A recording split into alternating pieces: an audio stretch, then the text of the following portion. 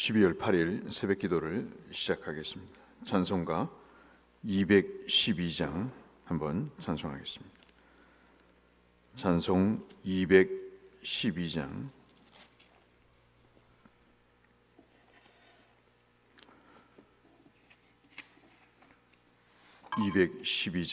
겸손히 주를 섬길 때. 겸손히 주를 섬길 때 괴로운 일이 많으나 구주여 내게 힘 주사 잘 감당하게 하소서. 인자한 말을 가지고 사람을 감화하시며 갈 길을 잃은 무리를 잘 인도하게 하소서.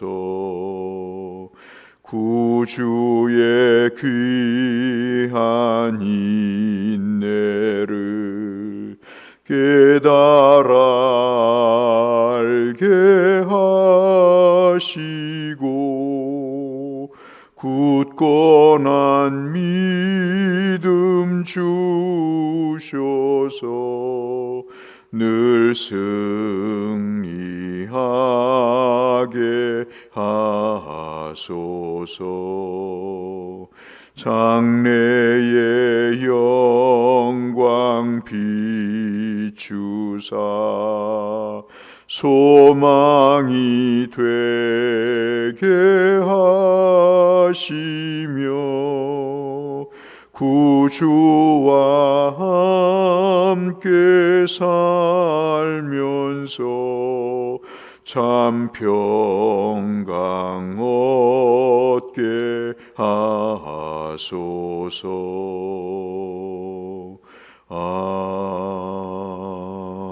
아멘.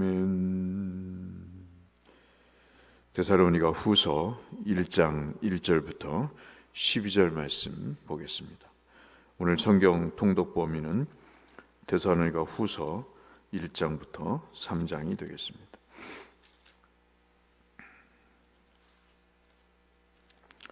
데살로니가 후서 1장 1절에서 12절의 말씀. 바울과 실로아노와 디모데는 하나님 우리 아버지와 주 예수 그리스도 안에 있는 데살로니가인의 교회에 편지하노니 하나님 아버지와 주 예수 그리스도로부터 은혜와 평강이 너희에게 있을지어다. 형제들아, 우리가 너희를 위하여 항상 하나님께 감사할지니 이것이 당연함은 너희의 믿음이 더욱 자라고 너희가 다 각기 서로 사랑함이 풍성함이니 그러므로 너희가 견디고 있는 모든 박해와 환난 중에서 너희 인내와 믿음으로 말미암아 하나님의 여러 교회에서 우리가 친히 자랑하노라. 이는 하나님의 공의로운 심판의 표요 너희로 하여금 하나님의 나라에 합당한 자로 여김을 받게 하려 함이니 그의 나라를 위하여 너희가 또한 고난을 받느니라. 너희로 환난을 받게 하는 자들에게는 환난으로 갚으시고 환난을 받는 너희에게는 우리와 함께 안식으로 갚으시는 것이 하나님의 공이시니 주 예수께서 자기의 능력의 천사들과 함께 하늘로부터 불꽃 가운데 나타내실 때 하나님을 모르는 자들과 우리 주 예수 복음에 복종하지 않는 자들에게 형벌을 내리시리니 이런 자들은 주의 얼굴과 그의 힘의 영광을 떠나 영원한 멸망의 형벌을 받으리로다. 그날에는 그가 강림하사 그의 성도에게 영광을 받으시고 모든 믿는 자들에게서 놀랍게 여김을 얻으시리니 이는 우리의 증거가 너희에게 믿어졌음이니라. 11절 12절 같이 읽겠습니다. 이러므로 우리도 항상 너희를 위하여 기도함은 우리 하나님이 너희를 부르심에 합당한 자로 여기시고 모든 선을 기뻐함과 믿음의 역사를 능력으로 이루게 하시고 우리 하나님과 주 예수 그리스도의 은혜대로 우리 주 예수의 이름이 너희 가운데서 영광을 받으시고 너희도 그 안에서 영광을 받게 하려 함이라. 아멘. 데살로니가 후서는 데살로니가 전서와 거의 맥을 같이 하고 있습니다만은 특별히 한 세 가지 정도의 목적이 있어서 데살로니가 후서를 쓰게 된 것을 볼 수 있습니다. 하나가 뭐냐면 이 사람들이 지금 환난 가운데 처해 있습니다. 이 환난이 그냥 보통 우리가 지금 이렇게 여기는 환난 정도를 넘어서서 엄청난 물리적이고 정신적인 핍박을 받는 그런 상황입니다. 아마도 이러한 데살로니가 교회에 행해졌던 이 핍박이 오늘 우리에게도 있다고 한다면 한국 교회가 급속도로 더 와해될 것이다 하는 그런 추측을 할 정도로 여러 가지 정황이 그것을 이제 뒷받침해주고 있습니다. 그래서 이 지중해 연안의 속에서 반기독교적인 그런 풍조와 정치적인 그런 행위들은 교회의 뿌리를 뽑고 성도를 더 이상 신앙으로 지속하지 못하도록 하는 그런 핍박이라고 볼 수 있어서 성도들을 격려하는 것이 첫 번째 목적이고, 두 번째는 이 주의 재림에 대한, 앞서 지난 시간에도 말씀드렸다시피 성도들이 오해를 하고 있는 것에 대해서 재림신앙, 특별히 오시기 전에, 주님 오시기 전에 사람이 죽으면 어떻게 되는가, 그러면 아무 소용이 없는 것 아닌가 하는 것들에 대한 내용들을 말씀하실 때 사도 바울이 그렇지 않다, 주 안에서 죽는 자들은 복이 있고 그 죽는 자들은 나중에 주님이 재림하실 때 살아있는 사람보다 먼저 주님이 그들을 영접하시고 그리고 살아있는 성도들과 함께 연합할 것이라는 말씀을 해주시면서 이 두 번째 재림신앙이 잘못된 것에 대한 회복을 목적으로 데살로니가 후서를 쓰게 된 거죠. 이제 마지막에 세 번째 데살로니가 후서를 쓰게 된 것은 이렇게 이제 핍박을 받고 또 신앙적으로 교리적으로 잘 모르기 때문에 사람들이 신앙생활을 등한시할 뿐만 아니라 그 신앙생활을 등한시하면 꼭 나타나는 현상이 뭐냐면 사람들이 나태해지는 겁니다. 그러니까 아무것도 하기 싫어하는 거죠. 모든 것이 다 귀찮고 그리고 은혜가 안 돼서 하고 싶지 않은 마음들이 생기는 겁니다. 이러한 나태에 대한 문제가 그 신앙 자신에게 그리고 공동체에게 나아가서는 사회 전반에 걸쳐서 어떠한 영향을 미치는가를 말씀을 하고 있는 것입니다. 그러니까 우리가 이 데살로니가 후서를 읽어보시면서 우리가 다는 새벽기도 때 확인을 못하십니다만은 1장이 굉장히 중요하기 때문에 좀 어렵지만 1장을 부분적으로 우리가 살피는 이유는 이 1장을 이해해야 우리가 이 세 번째 목적인 나태하지 말아야 된다는 그런 가르침을 바울이 주기 위한 의도를 알 수 있기 때문에 우리가 1장을 이제 살펴보는 것입니다. 1장을 보면서 우리가 이제 생각할 것은 뭐냐면 사도 바울이 우리에게 질문을 하시는 듯한 말씀을 하세요. 여러분들은 무엇 때문에 위로를 받고 삽니까? 그런 거죠. 성도들이 이 땅에 살면서 무엇으로 위로를 받고 사는가? 그럼 자식을 낳아서 길러보니까 그 위로가 되더라고요. 저는 옛날에는 그런 것이 있는 줄을 몰랐습니다.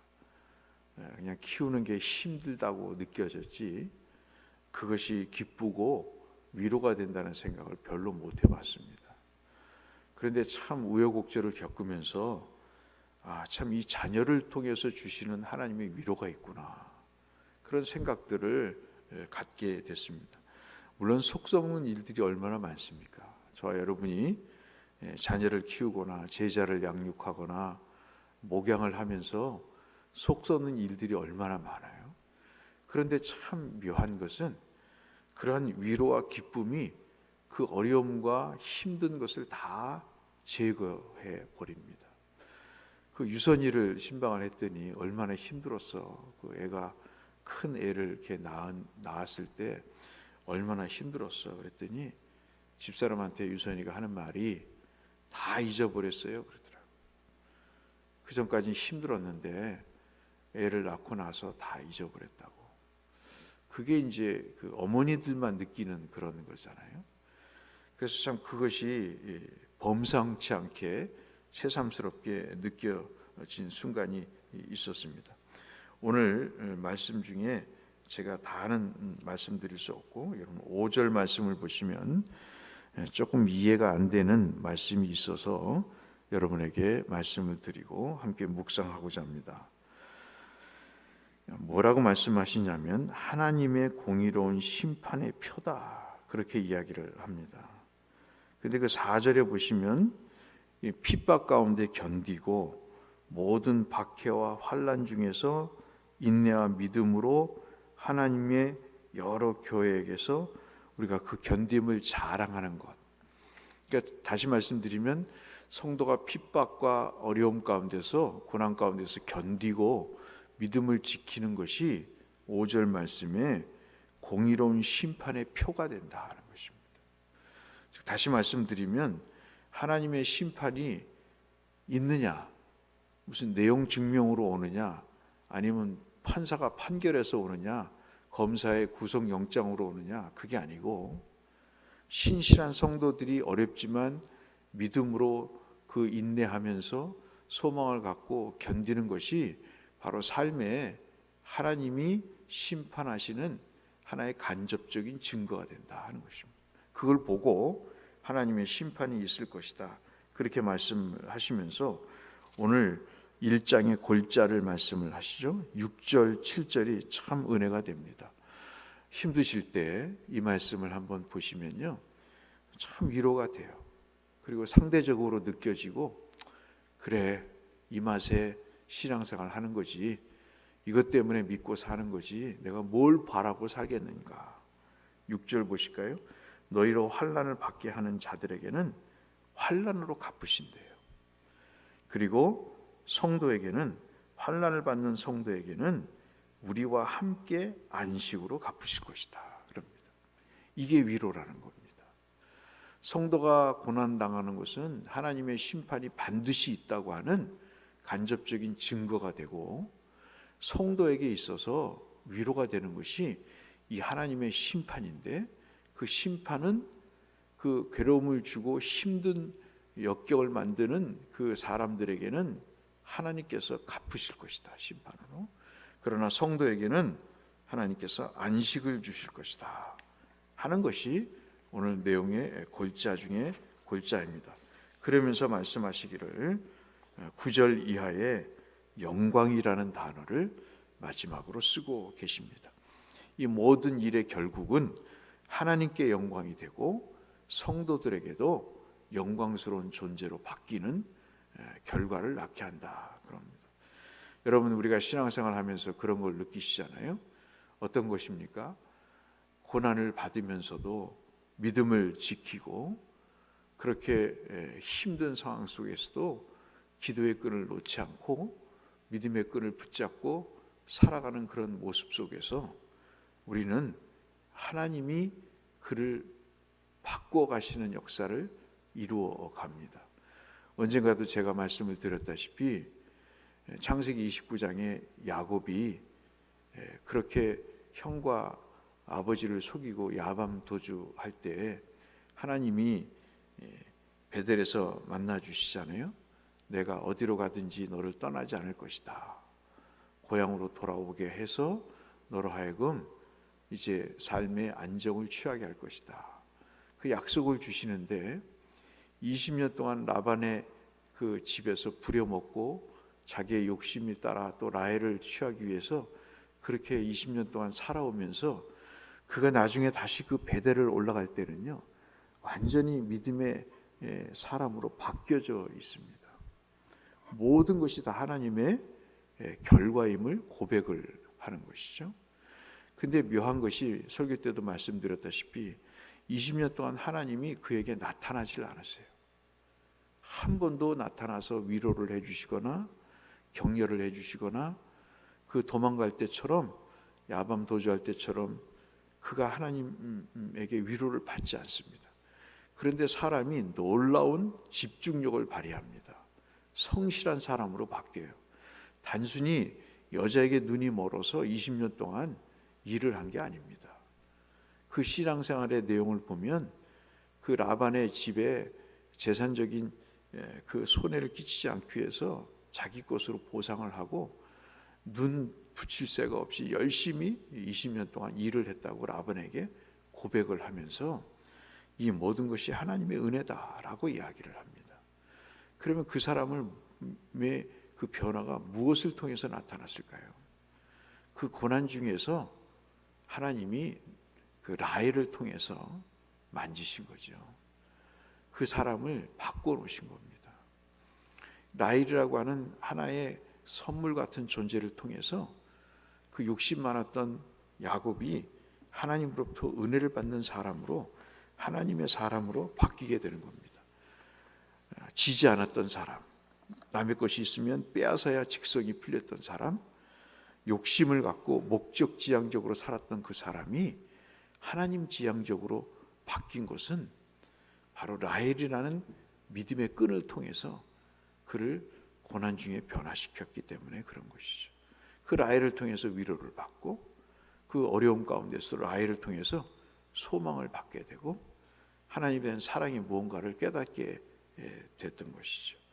그래서 20년 넘게 살다가 이제 외삼촌 집에서 나오게 될 때 그 사람은 완전히 바뀐 사람, 정말 믿음의 조상으로 바뀌어서 나오게 되는 모습은 바로 하나님이 그 과정 속에서 그를 만져주신, 라헬을 통해서 만져주신 은혜가 있기 때문인 것이죠. 그 사람은 이 어려움을 통해서 변하게 되고 그 고난을 통해서 사람이 영광스러운 존재로 바뀌게 되는 것은 오늘 데살로니가 후서 1장을 통해서만 나타나는 것이 아니고 오늘 모든 성경 전반적인 과정을 통해서 우리가 확인해 볼 수 있는 내용이라고 할 수 있겠습니다.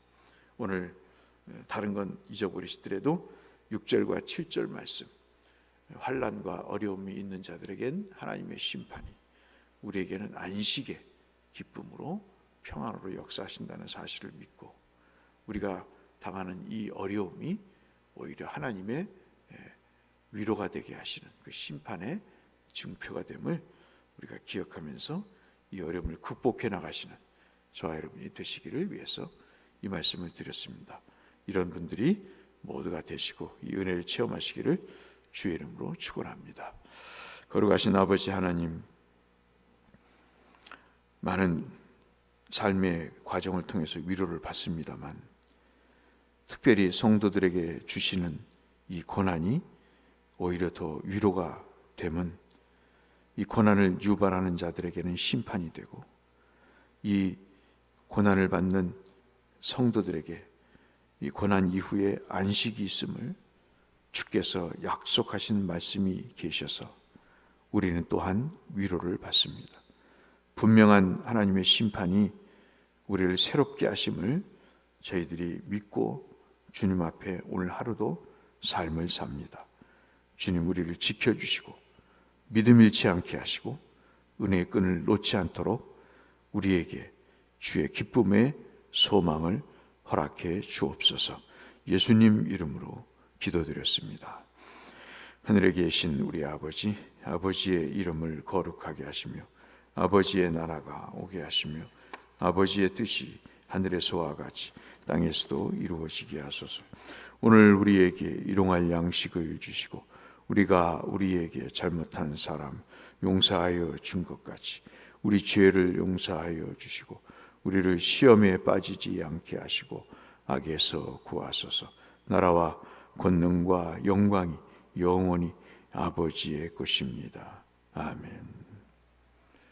주 앞에 기도하며 나가시겠습니다. 사랑하시는 아버지 하나님 감사합니다.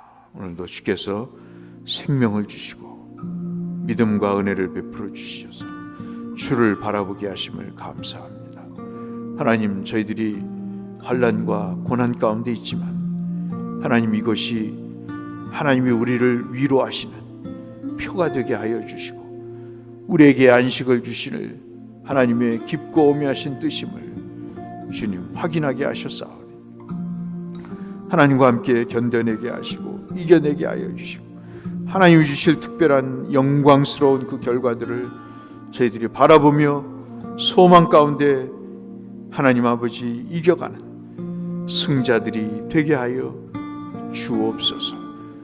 지혜롭게 하시고 믿음 있게 하여 주시고 소망이 넘치도록 하나님 우리에게 은혜를 더하여 주시고 주님의 능력으로 함께하여 주셔서 이 모든 일들이 내 능력과 힘이 아닌 하나님의 은혜로 이루어짐을 바울이 고백했듯이 주여 오늘 그 소망 붙들고 이 하루를 살아갈 수 있도록 하나님 역사하여 주시옵소서.